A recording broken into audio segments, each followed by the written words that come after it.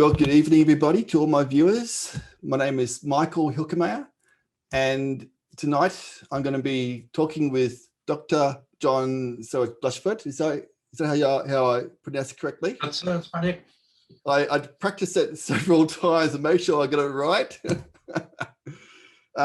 He's currently serving as an honorary professor at the University of Plymouth, and as co-director of Schema Play, which I hope we are going to hear more about today, and we are. John, with his co-director Lynette Brock, is currently launching Schema Play practice in early childhood settings in Western Australia in association with Murdoch University, Catholic Education, and the Association of Independent Schools of Western Australia. For over 30 years, John has published widely on his research and development of early childhood science, technology, social justice, and sustainable development. And in his recent work, he has developed entirely new ecological and embodied cognitive approaches to all of these subjects that are associated with schematic play. Welcome, Dr. John Blushford. Now, to begin, just got a couple of questions, and I'm going to then let you just take the floor, because I know you got a lot to say, and I'm sure my viewers will be very greatly appreciated to what you have to say. So, just be going over some of your recent research on sustainable development. What is the difference between equity and equality in early childhood education? Thank you, Michael. I'm glad you gave me advance warning of these questions, because that's a beaut. It's a very complicated question, and there's lots of different ways to answer it, but it gave me a chance to put together some slides which might help me make the position clear. Is that showing a slide? It is, yes. Excellent. Well, the way I'd like to answer that is to actually talk a little bit about social justice and equity more generally, because equity, of course, is about fairness and justice, and equality can be either equality of opportunity or equality of outcomes. It's a minefield of complexity, really. But if you look at this from the idea of social justice and from the legal perspective, it's very, very clear. Whenever there is a dispute about social justice and equity, for example, when a parent complains about education and it goes to the courts, then one of the things that will be applied is what they call the social contract. And John Rawls was the person who really came up with this idea originally. But the idea is that from a social contract or a consensus perspective through society, social justice is achieved through fairness and impartiality.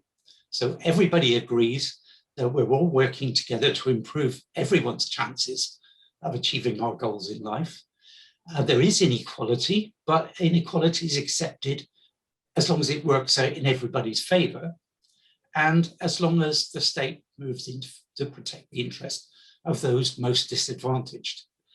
Now, in terms of education, the way that works in practice is that schools need to have a level playing field. They need to provide equality of opportunity. So schools can have unequal outcomes legitimately in Western societies, because it's agreed that everybody's got the chance of success. And the school's job by law is to provide that level playing field that will allow everybody to have equal opportunity to succeed. That's, there are all kinds of problems with this, significant problems in practice, but that's the theory, and that is the that is the basis in law. The problem is that it doesn't work with early childhood. because what you're saying is that a child deserves to succeed in schools because they make the effort to succeed.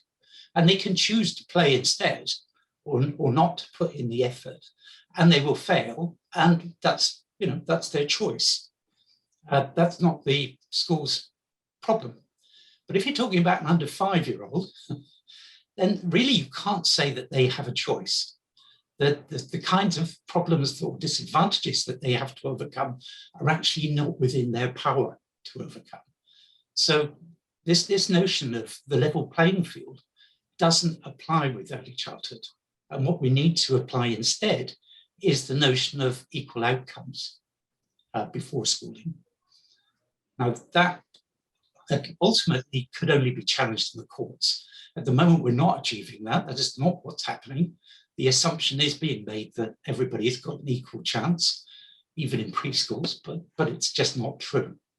But that's the essence of my argument. And I think, until we actually tackle it in the courts, until we actually get a change of view, I think people are beginning to realize it. One of the factors that's influencing public opinion in recent months and years, especially, is an increased awareness of divergence of thinking, and especially through campaigns with autism and other special educational needs, as they've been discussed in the past.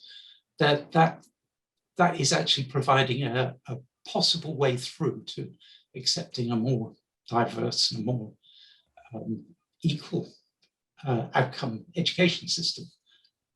There's a way to go with that at the moment. You've probably come across these slides before, but I rather like them in making the point very clear. It's from Design in Technology report, and it's just making the point when we talk about the inequality of the benefits in society. From an equality perspective, it's simply to distribute the tools and assistance equally. Equal opportunities has been the most common model to be thought of in education generally. But that isn't equity. Equity is only when you've actually got the disadvantages are being overcome by using, in this case, technological tools to make sure that individuals who are initially disadvantaged have the advantages to make equality of outcomes. But social justice is a stage beyond that. Social justice is where we don't just think about the individuals involved, we actually think about the structured problems that cause the inequality in the first place. And that's a whole nother level of concern. And it applies to disadvantaged communities, it applies to girls in technology and STEM subjects, it applies in many, many different contexts. And I think we're beginning to address those underlying structural problems in a way we never did before.